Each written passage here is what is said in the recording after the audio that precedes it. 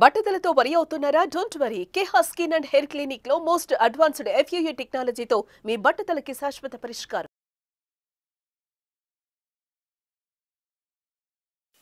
నా ప్రసంగాలు వింటూ చాలా కామెంట్స్ రాస్తూ ఉంటారు.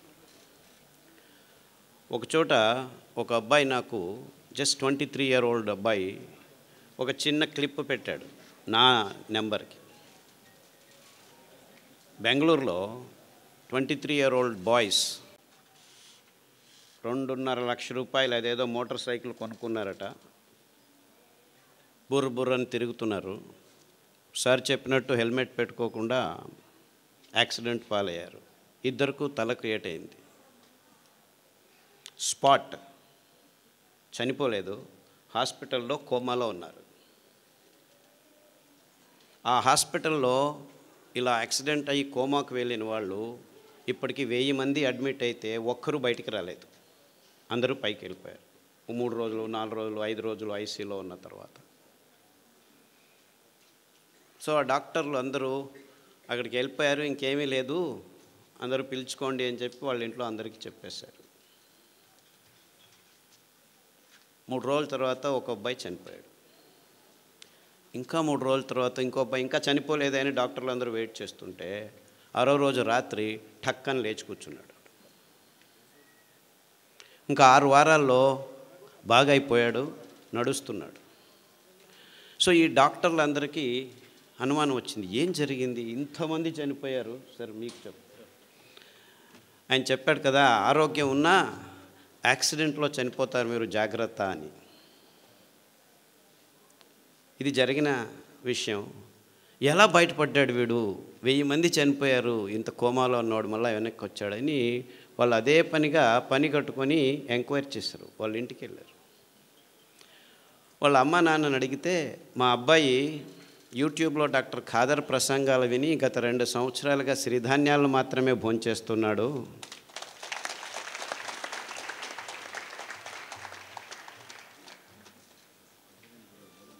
సో ఈ విషయం ఫేస్బుక్లో అబ్బాయి రాసుకున్నాడు. అంటే నేను ఆయన చెప్పిన దానికి తద్విరుద్ధంగా చెప్తున్నానని కాదు, అందరూ హెల్మెట్లు వేసుకొని ప్రయాణం చేయండి, కానీ యాక్సిడెంట్ అయినా కోమా అయినా మీరు సిరిధాన్యాలు తింటూ ఉంటే బతికి బయటపడేదానికి దారి ఉంటుంది అని మీకు ఈ ఘటనతో చెప్తున్నా.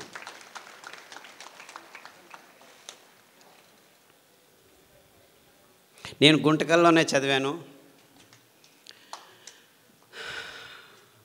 చేంతాడు చేతిలో వేసుకొని 6 కిలోమీటర్లు దూరం వెళ్ళి, ఆ చేంతాడు ఒకే బావి ఉండేది, నీళ్ళ బావి, ఆ దర్గా దగ్గర అటువైపుకి వెళ్ళేవాళ్ళం మేము. 6 కిలోమీటర్లు నడిచి పొద్దున్నే 5 గంటలకు లేచి, నేను మా అక్క బుచ్చక్క అనే పేరు ఇద్దరం 6 కిలోమీటర్లు నడిస్తే వెళ్తే చేంతాడు. నేను చిన్న పిల్లోడిని, ఇంతలాగా ఉండేవాడిని, చాలా వెరీ స్మాల్ షార్ట్ ఫెలో, ఇప్పటికూ పొట్టివాడిని. ఆ చేంతాడు ఎత్తుకొని పోయేదానికే 6 కిలోమీటర్ పోయేవాడికి కింద పడిపోయేవాళ్ళం. ఆ చేంతాడు ఎంత బరువు ఉండేది, ఎందుకంటే చేంతాడు 10 అడుగులు 15 అడుగులు కాదు, 30 అడుగులు పోవాలా లోపలికి నీళ్ళు రాయిలవరంటే. సో ఇద్దరం కష్టపడి 2 బిందెలు తీసుకొని వచ్చేవాళ్ళం చేంతాడు ఇక్కడ వేసుకొని. నీళ్ళు తాగాలంటే అంత కష్టపడాలి. సో గుంతకలు వాళ్లకు నీళ్ళ అభావం గురించి ఎవరు ఏమీ చెప్పాల్సిన అవసరం లేదు. కానీ తమాషా ఏమిటంటే, ఇంకా మొత్తం ప్రపంచమంతా ఇంకా 6 నుంచి 10 సంవత్సరాల్లో నీళ్లు లేకుండా ఉండేది. తాగేదానికి నీళ్లు కూడా దొరకని పరిస్థితిని మనం ఎదుర్కోబోతున్నాం. అంతేకాదు, ఈ ఎలక్ట్రిసిటీ కూడా ఉండదు మీకు ఇంకొక 15-20 సంవత్సరాల్లో. బొగ్గు అయిపోతుంది, ఇంధనాలన్నీ అయిపోతున్నాయి,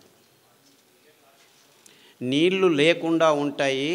ఇప్పుడు మీరందరూ హ్యాపీగా వరి బియ్యము, గోధుమలు, చక్కెర, మాంసము, కోడిగుడ్లు తింటూ ఉన్నారు.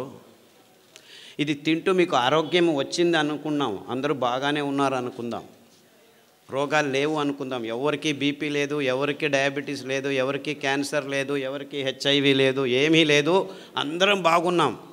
వరి బియ్యం చాలా మంచిది, తింటే ఏమీ రోగాలు రావు, ఇంకా ఆరోగ్యంగా ఉంటుంది అని కూడా అనుకుందాం. గోధుమలు తింటే చాలా అద్భుతంగా ఉన్నాము అనుకున్నాం. అఫ్కోర్స్ మనమందరము వెంట్రుకలకు పెయింట్లు చేసుకొని యంగ్ పీపుల్ అనుకొని తిరుగుతూ ఉంటున్నాము. అది వేరే విషయం, రోగాల గురించి తర్వాత చెప్తాను. అంటే మనం తింటున్న పదార్థాలన్నీ మంచివే, ఆరోగ్యంగానే ఉన్నామని అనుకున్నా ఈ రెండు కారణాలకి మనం వరి బియ్యం తినటం ఆపు చేయాలి, గోధుమలు తినటం ఆపు చేయాలి, చక్కెర తినటం ఆపు చేయాలి, కోడిగుడ్లు తినటం ఆపు చేయాలి, అన్నీ తినటం ఆపు చేయాలి. ఎందుకంటే నీళ్లు లేవు. ఇంకా 15 సంవత్సరాల్లో వరి బియ్యం పెంచుకునేదానికి నీళ్లు ఉండవు, కోడిగుడ్లు తయారు చేసుకునేదానికి నీళ్లు ఉండవు, చక్కెర పెంచేదానికి, చెరుకు పెంచేదానికి నీళ్లు ఉండవు, ఏమీ ఉండవు. 4 వానలు వస్తే చివరకు పెరిగేది ఈ సిరిధాన్యాలే. అంటే వీళ్ళందరూ చెప్తున్నారు రుచిగా చేయండి, ఇది చేయండి, అది చేయండి. అవంతా ఏమీ అవసరం లేదు. ఇంకో 10 సంవత్సరాలు మీరు అందరూ కళ్ళు మూసుకొని నీళ్లు లేని పరిస్థితిని ఆలోచించుకోండి. ఆఫ్కోర్స్ నా దురదృష్టం, గుంతకల్లో వచ్చి నీళ్లు లేని పరిస్థితిని ఆలోచించండి అని చెప్తే వీడు పిచ్చోడు మాకు చెప్తున్నాడు అనుకుంటారు. నేను అనుభవించాను. కానీ ప్రపంచమంతా ఇదే స్థితికి రాబోతుంది ఇంకో 10-15 సంవత్సరాల్లో. ఈ డ్యాములు కట్టినారు, ఏమీ లాభం లేదు. డ్యాముల్లో నీళ్లు ఉంటాయి కదా మీరు ఎత్తిపోసేది. ఆ నీళ్లు లేని పరిస్థితుల్లో మొత్తం ప్రపంచమంతా హాహాకారాలతో, ఆకలి మంటలతో భయానక స్థితిని ఒక్కసారి కళ్ళు మూసుకొని ఊహించండి. ఆ స్థితి నుంచి దూరం కావాలంటే మనం 20 సంవత్సరాల ముందే ఎంత మంచివైనా, గోధుమలు మంచివే అని చెప్తున్నాను, చక్కెర మంచిదే అని చెప్తున్నాను, ఏమి రోగాలు రావట్లేదని చెప్తున్నాను, ఇదంతా ఇమాజినరీ కండిషను. అఫ్కోర్స్ ఇప్పుడు ఉన్నది అన్ని రోగాలే అనేది ఇంకొక 5 నిమిషాల్లో మాట్లాడతాను. కానీ సిరిధాన్యాల మహత్వము జస్ట్ మీ ఆరోగ్యానికి కోసం కాదు, మీ పిల్లల ఆరోగ్యం కోసం కాదు, ప్రకృతి కోసం కాదు. ప్రకృతిని మీరు రక్షించాల్సిన అవసరం లేదు. ఇవన్నీ కారణాలు కాదు, కానీ ఇవన్నీ ముఖ్యమైన నిజమైన ప్రాక్టికల్ కారణాల కోసం సిరిధాన్యాలను తినమండి అని చెప్తూ వస్తున్నాను ఇంతవరకు. కానీ ఇప్పటి నుంచి నేను ఇవన్నీ కారణాలే కాదు, ఇంకా 10-15 సంవత్సరాల్లో మొత్తం మానవ కులమంతా ఆకలితో హాహాకారాలు బొబ్బేలు పోతుంటే మిమ్మల్ని ఆ భయంకరమైన క్రైసిస్ నుంచి బయటకు పడాలంటే బయటపడేదానికి పనికి వచ్చేది సిరిధాన్యాలు మాత్రమే. ఆ ఒక్క కారణానికే, అంటే మానవ కులం ముందు రానున్న ఈ భయంకరమైన క్రైసిస్ నుంచి బయటపడాలంటే మొత్తం ప్రపంచమంతా పిల్లలు, పెద్దలు అందరూ ఏ దారి లేదు, ఏ గతి లేదు, ఉండేది ఒకే దారి, అది సిరిధాన్యాలు తినే ఒకే ఒక్క దారి. ఈ క్రైసిస్ని మానవ జాతి ఎదుర్కోవాలంటే ఈ దారి తప్ప ఇంకా ఏ దారి లేదు అని గట్టిగా నమ్మిన వాడిని నేను. అందుకే 40 సంవత్సరాల క్రితమే ఈ విషయాల్ని పూర్తిగా విశ్లేషణ చేసి, అరే ఈ రోగాలకు పక్కన ఉంచండి, మీ తలల మీద తెల్ల వెంట్రుకల గురించి పక్కన ఉంచండి, నాకు క్యాన్సర్ వచ్చింది అని బాధపడే వాళ్ళ గురించి నేను బాధపడటం లేదు. మొత్తం మానవ కులమే కాదు, ప్రపంచంలో ఉన్న జీవరాశి అంతా ఈ భయంకరమైన సన్నివేశాన్ని ఎదుర్కోబోతుంది ఇంకో 20-30 సంవత్సరాల్లో. నేను చెప్పేది అతిరేకంగా లేదు, మీరందరూ దీనిల గురించి ఆలోచించట్లేదు, ఎవరూ ఆలోచించట్లేదు. అంటే ఎంత భయంకరమైన ఇక్కట్టును మనం ఎదుర్కోబోతున్నామని మన కళ్ళ ముందు మనం ఎవరు కూర్చొని ఆలోచించేదానికి రెడీ లేదు. ఎందుకంటే నా తలల మీద వెంట్రుకలు వెళ్ళిపోతున్నాయి, నా అబ్బాయికి 3 సంవత్సరాలు డయాబెటీస్ వచ్చింది, మా అమ్మాయి 180 కేజీలు ఉంది, నడవలేకపోతుంది, మా చిన్న పాపకు బ్లడ్ క్యాన్సర్ వచ్చింది, 3 సంవత్సరాలకు బ్లడ్ క్యాన్సర్, బోన్ క్యాన్సర్ వచ్చింది, లంగ్ క్యాన్సర్ వచ్చింది. ఇలా మనము 100కి 70 మంది బీపీ ట్యాబ్లెట్ తీసుకుంటున్నాము, 100కి 38 మందికి డయాబెటీస్ వచ్చింది, 100కి 36 మంది థైరాయిడ్ ట్యాబ్లెట్ తీసుకుంటున్నాము, 100కి 16 మందికి నిద్ర రావట్లేదని ట్యాబ్లెట్ తీసుకుంటున్నారు, 100కి 16 మంది నిద్ర ఎక్కువ వస్తుందని ట్యాబ్లెట్ తీసుకుంటున్నారు. ఇలా ఎన్నెన్నో కారణాలు ఉన్నాయి, ఎన్నెన్నో రోగాలు ఉన్నాయి. హెచ్ఐవి వచ్చింది, ఎస్ఎల్ఈ వచ్చింది, ఐఎస్ఆర్ వచ్చింది, ఐబిఎస్ వచ్చింది. ఇలా అక్రానిమ్స్ పెట్టుకొని 185 రోగాలను లిస్టు చేసుకుంటున్నాము. ఈ రోగాల పేర్లు వినాలంటేనే భయం అవుతుంది. రోగాలు వస్తే ఇంకెంత భయమో. అది ఇంతకుముందు డయాబెటీస్ 100కి 5 మందికి 10 మందికి వచ్చేది, 50 సంవత్సరాల పైన వచ్చేది. ఇప్పుడు 5 సంవత్సరాల లోపు పిల్లలకే 100కి 5 మందికి వచ్చేసి. మీరు ఎంత దీనస్థితిలో అనారోగ్యంలో ఉన్నా 6 వారాల్లో మీ దేహం పుంజుకుంటుంది. ఇంకా ఒక ట్రిక్ ఉంది. ఈ ధాన్యాలు వేల సంవత్సరాలు ప్రతి దేశంలోనూ తిన్నారు ప్రజలు. మీరు అనుకున్నట్టు మన దేశంటి కాదు ఇవే, మన దేశంలోనూ ఉన్నాయి, వేరే దేశాల్లోనూ ఈ భోజనాలే చేస్తూ నింది ప్రజలు. ఇటాలియన్ మిల్లెట్ అంటారు ఏదాన్ని, కొర్రల్ని. అండు కొర్రల్ని అమెరికన్ మిల్లెట్ అంటారు. ఆఫ్రికన్ మిల్లెట్ అంటారు లిటిల్ మిల్లెట్ని, అంటే సామెల్ని. ఊదుల్ని జర్మనీస్ మిల్లెట్టు, జాపనీస్ మిల్లెట్టు, రష్యన్ మిల్లెట్టు అంటారు. ఇన్ఫ్యాక్ట్ ఊదుల్లో చాలా రకాలు ఉన్నాయి, అన్నీ ఊదులే. రష్యన్ మిల్లెట్ వేరే, జర్మన్ మిల్లెట్ వేరే, జాపనీస్ మిల్లెట్ వేరే, అన్నీ ఊదులే. బోర్నియాడ్ మిల్లెట్ అంటారు. అరికలు కోడో మిల్లెట్ అంటారు. హిమాలయ కొండ చర్యల్లో యథేచ్ఛగా ఇప్పటికీ పెరుగుతున్నాయి. అంటే అక్కడివి అక్కడి నుంచి ఇక్కడికి వచ్చాయి కాదు, అక్కడ ఉన్నాయి ఇక్కడ ఉన్నాయి, వేల సంవత్సరాల క్రితమే ఉన్నాయి. ఎందుకంటే దీనికి ఆర్కియలాజికల్ ఎవిడెన్సెస్ మొన్ననే దొరికాయి. ఈ C4 ఫుడ్స్ అంటారు దీన్ని. ఈ కొన్ని వేల కడాబా అనే ఒక ఆఫ్రికా దేశంలోనూ అక్కడి నుంచి ఆర్కియలాజికల్ వేల 15,000 సంవత్సరాల క్రితం వాళ్ళ ఆ పండ్ల చిగుళ్ళను గమనిస్తే C4 ఫుడ్స్, అరికలు, కొర్రలు, అండు కొర్రలు కనిపించాయి. అర్థమవుతుందా నేను చెప్పేది? అంటే ఈ తజ్ఞులు ఆ దేశం నుంచి మన దేశంకి వచ్చింది, ఈ దేశం నుంచి ఆ దేశానికి లేదు. మనకు ముందు సంపర్కం ఉండేది కాదు. ఖండాంతరాల్లో అంతెందుకు గుంతకలు వాళ్లకు వింధ్య పర్వతాల వెనకాయ ఉండేది తెలియదు ముందు. అంటే ఎక్కడి వాళ్ళు అక్కడ ఉండేవాళ్ళు. ఆయా జాగాల్లో ఆయా నీళ్లకు ఆయా గాలికి ఏదేది పెరుగుతుందో దాన్నే తింటూ ఉండేవాళ్ళు. అదే నిజమైన ఆహారం. అలాంటి అద్భుతమైన ఆహార పద్ధతిని అంతా నాశనం చేసుకొని ప్రపంచమంతా బియ్యం గోధుమలు తింటున్నారు. అదే అవైజ్ఞానికమని ఎవరికీ అర్థం కావట్లేదు. ఎందుకు వచ్చింది? ఈ కంపెనీల హితాశక్తి కోసం అందరూ కాఫీలు, టీలు, బియ్యము, గోధుమలు, పాలు, చక్కెర తింటున్నామని ఎవరికి అర్థం కావట్లేదు. నేను పాలు తాగొద్దా, పాలు తాగొద్దా, బియ్యం తినొద్దా, గోధుమలు తినొద్దా, ఇంకేం తినాలి, మన్ను తినాలా? అందరూ ఈ ప్రశ్న అడుగుతారు నన్ను. అరే 150 సంవత్సరాల క్రితం వెళ్తే ఎవరికి తెలియకుండా ఇవన్నిటిని పెంచుకొని అందరూ తినేవాళ్ళు, వాళ్ళకు రోగాలు ఉండేవి. ఈ ఒక్క విశ్లేషణతోనే నేను ఈ ధాన్యాలని వెతకడం మొదలుపెట్టాను. 30 సంవత్సరాల క్రితం అమెరికా వదిలిపెట్టి పల్లెల్లో తిరిగి ఈ విత్తనాలని తీసుకొచ్చి మా ఇంటి వెనక పెరట్లో కొద్దిగా పెంచి మళ్ళా రైతులకిచ్చి ఆ ధాన్యాన్ని నేనే కొనుక్కొని రోగులకిచ్చి బాగవటం. మొత్తం 8 సంవత్సరాలు నేను ఒక్క మాట మాట్లాడలేదు. నేను ఆలోచించింది కన్ఫర్మ్ కరెక్ట్ అని తెలిసిన తర్వాత పల్లెకు వెళ్ళి మాట్లాడడం మొదలుపెట్టాను. వేల మంది రోగులకు బాగా అయిన తర్వాత చెప్పడం మొదలుపెట్టాను.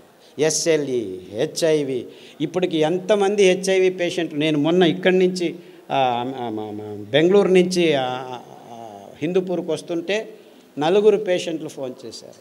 సార్ మీరు చెప్పిన ఈత ఆకు కషాయము, బిల్వ ఆకు కషాయము, గరిక కషాయం తాగుతున్నాము, అరికెలు, సామెలు, గంజి తాగండి. గంజి గురించి చెప్పవే, చాలా వేల సంవత్సరాల క్రితము ఈ విసిరేది దంపేది రాళ్ళు లేవు, అప్పుడు ఇంకా తెలియదు. ఆ కింద పడిన ధాన్యాన్ని ఎచ్చుకొని వచ్చి నీళ్ళలో నానబెట్టి వండుకొని గంజి తాగేవాళ్ళు. గంజి తాగేదానికి కూడా టైం ఉండేది కాదు. ఇది వెరుకునేదానికి పనలేకపోతే ఆ గంజి పొద్దుటి నుంచి సాయంకాలం వరకు ఉంటే అది చద్ది గంజి, అంబలి, అందులో బ్యాక్టీరియా పెరిగేది. ఆ బ్యాక్టీరియా మన పొట్టలకి అతి ముఖ్యమైనది, అతి రోగ నిరోధక శక్తిని మన దేహంలో పెంచేది. ప్రోబయోటిక్స్ అని ఈ మధ్య కొత్తగా మొదలుపెట్టారు ఈ డాక్టర్లు, ఇంజనీర్లు అందరూ. ఎప్పుడో మా తాత ముత్తాత కాలంలోనే చద్దిగంజలు తాగరా వెధవా ఆరోగ్యంగా ఉంటామని మా అవ్వ చెప్పేది తిప్పారెడ్డిపల్లెలో. ఇక్కడే తిప్పారెడ్డిపల్లె. కొర్రగంజి పొద్దున్న చేసి రాత్రి తాగు, రాత్రి చేసి పొద్దున్న తాగు అనేది. అదెందుకు? పొద్దున్న చేసి పొద్దునే తినచ్చు, నీకు తెలియదులే, రాత్రి తాగు అనేది. దాంతో కావాలంటే ఈ ఎర్రగడ్డ కొరుక్కో అని చిన్నది సాంబార్ ఉల్లిపాయ ఉండేది, దాన్ని ఇచ్చేది అనమాట. అమేజింగ్లీ ఆ ఉల్లిపాయ తింటే మీలో ఉన్న అన్ని అలర్జీస్ మాయమైపోతాయి. గోరుకునేది సిట్రజిన్ వేసుకునేది, ఎప్పుడు చూడు ఎరుకుంటూ ఉంటే సిట్రజిన్ వారానికి ఒకటి పోయి 2 రోజులకు ఒకసారి అయిపోయి రోజుకు 2 సార్లు వేసుకున్నా కానీ ఆపితే చాలు గీరుకుంటూ ఉంటారు. ఆ అలర్జీస్ అన్నీ వారం రోజుల్లో మాయమైపోతాయి. మీరు అరికల గంజి, ఈ ఉల్లిపాయ రసం, 4 ఉల్లిపాయలు ఉడికించి ఆ రసం తాగితే చాలు 6 వారాల్లో మీకు ఈ అలర్జీస్, పొద్దున్న లేస్తే తుమ్మేది, చెవులో నొప్పి వచ్చేది, పాలు తాగేసి ఆపేసి ఈ కషాయాలు తాగండి. అంతెందుకు, ఉచ్చలు రాత్రి లేచిందే, పోసిందే, లేచింది పోసేది, ఇంత పోసేది వచ్చేది, ఇంత పోసేది రాదు బయటికి. ఇవన్నీ 6 వారాల్లో మాయమైపోతాయి.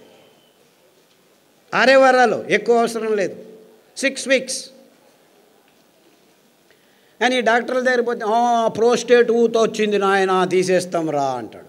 తీసేసిన తర్వాత మళ్ళీ అదే ప్రాబ్లం, ఇంకొకటి ఏదో కారణం. ఇంకేం కారణము? నరాలు దౌర్బల్యం ఉన్నాయి అక్కడ. మీరు ప్రోస్టేట్ తీసినా ఏమి తీసినా అదే రోగమే. సో తీయకముందే ఇట చేయండి, హ్యాపీగా ఆ ప్రోస్టేట్ సరిగ్గా అయి కూర్చుంటుంది, ఇంతలా ఉండేది సన్నగా అయి కూర్చుంటుంది.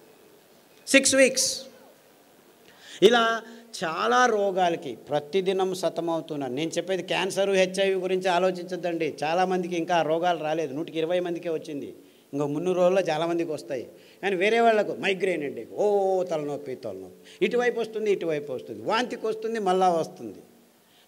ముట్టయినప్పుడు ఆడపిల్లలందరూ కింద బడి ఎంత నొప్పులో, నో ప్రాబ్లం, ఒక ట్యాబ్లెట్ వేసుకో, ఎన్ని రోజులు వేసుకుంటూ ఉండు, కిడ్నీ లేచిపోయేంత వరకు వేసుకోవాలి. కిడ్నీలు లేచిపోతున్నాయి ఆడవాళ్ళకి, ముట్టు ప్రాబ్లమ్స్ కోసం పెయిన్ కిల్లర్స్ తీసుకొని, నో ప్రాబ్లం, డయాలిసిస్ యూనిట్ ఉంది, రండి. And this is science for you.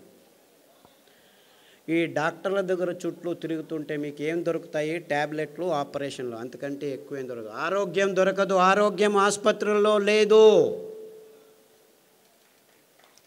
వదిలేండి, చప్పట్లొద్దు, ఆలోచించండి, అంతే చాలు. ఇంకా ఎలక్షన్లు రాబోతున్నాయి, రాజకీయ నాయకులు వస్తారు, చప్పట్లు దాచిపెట్టుకోండి.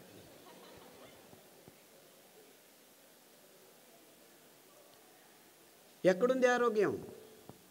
మన కొర్రల్లో ఉంది, మన కానుగ కషాయంలో ఉంది, మన పారిజాత పువ్వుల్లో ఉంది, మన రావి చెట్లల్లో ఉంది, మన కానుగ చెట్లల్లో ఉంది, అండు కొర్రల్లో ఉంది, ఊదుల్లో ఉంది. ఇంత అద్భుతమైన పదార్థాలు మీరేమైనా డబ్బు ఖర్చు పెట్టాలా? పేద రైతులు పెంచగలరు. దాన్ని అక్కడికక్కడే మీ ఇంట్లోనే రెడీ చేసుకునేదానికి బుచ్చి మెథడ్ అని మా అక్క నేను కలిపి కనిపెట్టాము. అందరూ హ్యాపీగా ఇంట్లో ఎవరైనా సరే రాత్రి నానబెట్టి పొద్దున ఎండబెట్టి అలా అంటే చాలు, బియ్యం రెడీ. ఇంకా అద్భుతం ఏం తెలుసా? ఈ ధాన్యాలు 7 సంవత్సరాలు నిల్వ ఉంచిన ఒక్క కెమికల్ లేకుండా, ఒక్క పురుగు రాకుండా ఉంచుకోవచ్చు ఈ 5 ధాన్యాలు. మీకు ఎప్పుడు కావాలో అప్పుడు బియ్యం రెడీ చేసుకోండి. సో అందరూ అంటున్నారు పేదవాళ్ళకి ఇది కష్టమని. ఇన్ఫ్యాక్ట్ పేదవాళ్ళకే ఈజీ. ఈ పెద్దవాళ్ళు పనులు చేసుకోలేరు, డబ్బులు ఉన్న వాళ్ళు. మీరు చేసిస్తే వాళ్ళు తింటారు. అంటే మీరు కొనాల్సిన పని లేదు. 2 ఎకరాల మెట్ట భూమి ఉంటే పెంచుకోండి, ఇంట్లో పడేసుకోండి. ఎప్పుడు కావాలంటే ఆ మిక్సీలో 1 కేజీ రెడీ చేసేదానికి మీకు 20 కేజీలు 2 గంటల్లో పని చేసుకోవచ్చు. ముందులాగా దంచాలి, విసరాలి అని ఏమీ లేదు. కావాలంటే మీకు డబ్బు కావాలంటే మీరే రెడీ చేసి పక్కనున్న ఊరికి అందజేయచ్చు. 10 మంది కూర్చొని ఆడవాళ్ళు పని చేస్తే దగ్గర దాదాపు 500 కిలోలు రెడీ అవుతాయి. ఆ పని బాలన్ గారు చేసి చూపించారు. ఇక్కడ అనంతపూర్లో భానుజ అని ఇంకొక మహిళా సంఘం వాళ్ళు చేస్తున్నారు. అంటే పేదవాళ్ళకి ఇవి అతి చౌకగా, ఎవ్వరి హంగు లేకుండా, హంగామా లేకుండా పెంచుకొని ఇంట్లోనే తయారు చేసుకొని తినేంత వరకు మేము అన్ని రకాలుగా ఏర్పాటు చేశాము. మీరు చేసుకోవాలి అంతే. అంటే పేదవాళ్ళకి ఏమీ ఇబ్బంది లేదు. ఇంకా కొనుక్కునే వాళ్ళకే రూపాయలు ఆ కేజీ, 150. యాక్చువల్లీ రైతులకు మీరు 10 రూపాయలు 11 రూపాయలు మధ్యవర్తులు తింటున్నారు మధ్యలో. అయినా కానీ 100 రూపాయలు ఇచ్చి కొన్న ఒక కేజీ 10 మంది తినొచ్చు మీరు. ఎందుకు? ఇందులో పీచు మధ్యలో ఉంది. నానబెడితే, రాత్రి నానబెట్టి పొద్దున వంట చేస్తే ఒక కేజీ బాగా వికసించి అరలితే మీరు 10 మంది తినొచ్చు అనమాట. అదే బియ్యం అయితే వరి బియ్యము కేజీకి 4 తిని ముగించేస్తామన్నమాట. అంటే 1 కేజీకి 4, ఇక్కడ 1 కేజీకి 10 మంది, వీడు 30 రూపాయలు కేజీ అనుకో, 30 × 2.5 కేజీలు అంటే అది అంతే అయింది కదా. ఆ బియ్యం తిన్న తర్వాత మీరు ఎక్కడికి పోతున్నారు? ఆసుపత్రిలో చుట్టూ తిరుగుతున్నారు. ఈ బియ్యం తింటే మీరు రైతుల దగ్గరికి వెళ్ళచ్చు. అంటే నిజంగా మీరు ఎవరి చుట్టూ తిరగాలి? ఆరోగ్యం కావాలంటే ఎవరి దగ్గరికి వెళ్ళాలి మీరు? ఇన్ఫ్యాక్ట్ నిజంగా మనకు ఆరోగ్యం కావాలంటే ఆ రైతుల వైపు మన ముఖం చూపించాలి, వాళ్ళను గౌరవించాలి. వాళ్ళు పెంచే ధాన్యానికి విలువ ఇచ్చి భక్తితో తీసుకుంటే వాళ్ళు బాగుపడతారు, మనము బాగుపడతాం. అర్థమవుతుందా?